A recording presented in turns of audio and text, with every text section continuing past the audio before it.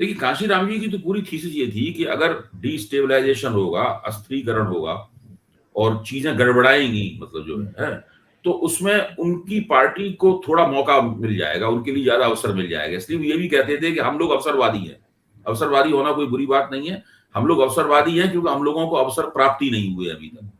तो हमें हर तरह का अवसर मिलेगा, हम उसका इस्तेमाल करेंगे। जैसा चाहेंगे हम वैसा समझौता करेंगे, जैसा चाहेंगे वैसा हम गठजोड़ करेंगे, जैसी चाहेंगे हम लोग बार्गेनिंग, सौदेबाजी करेंगे, लेन देन करेंगे।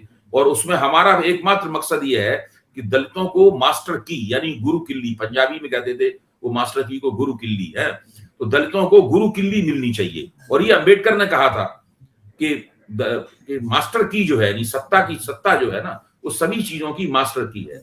इसीलिए कांशीराम जी मराठवाड़ा विश्वविद्यालय का नाम अंबेडकर के नाम पर रखने के लिए दलित पैंथरॉन जो आंदोलन चलाया तो उसका मजाक उड़ाते थे।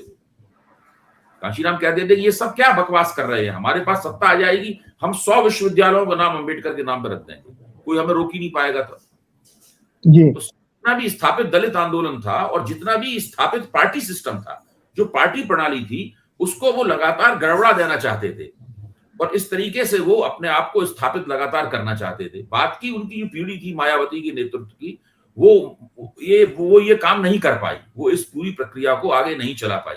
और कांशीराम जी ने ये अवसरों को प्राप्त करने और अवसरों का दोहन करने के लिए क्या क्या किया, क्या क्या नहीं किया, इसकी भी बारीक खोजबीन हम लोग कर चुके हैं।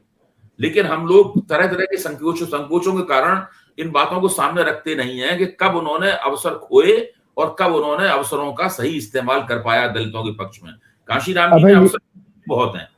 अच्छा, अब दूसरी बात पे हम लोग आते हैं, जहां तक विदेशी पूंजी का सवाल है, उन्होंने जो बात कही थी कि विदेशी पूंजी आए जो भारत को, देखिए भारत कोई बनाना रिपब्लिक नहीं है, भारत कोई एक ऐसा छोटा देश नहीं है जहां पर विदेशी पूंजी आके इस देश को अस्थिर कर सके।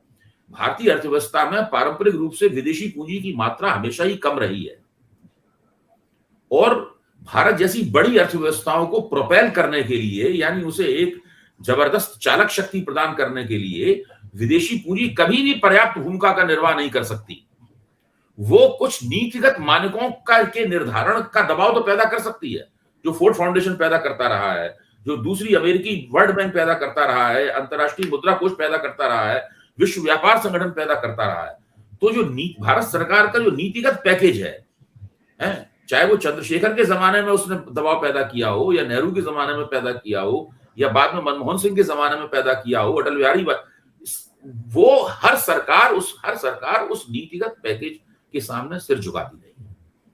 विदेशी पूंजी की यह भूमिका महत्वपूर्ण है, लेकिन मात्रा में विदेशी पूंजी, जब अस्थिरीकरण की बात आती है ना, तो विदेशी पूंजी अस्थिर भारत को तभी कर सकती है जबकि मात्रा में बहुत ज्यादा हो। तो मात्रा में उसका प्रतिशत हमेशा देशी पूंजी के मुकाबले बहुत कम रहा है। वो कभी भी भारत जैसी बड़ी अर्थव्यवस्थाओं की चालक शक्ति नहीं बन सकती।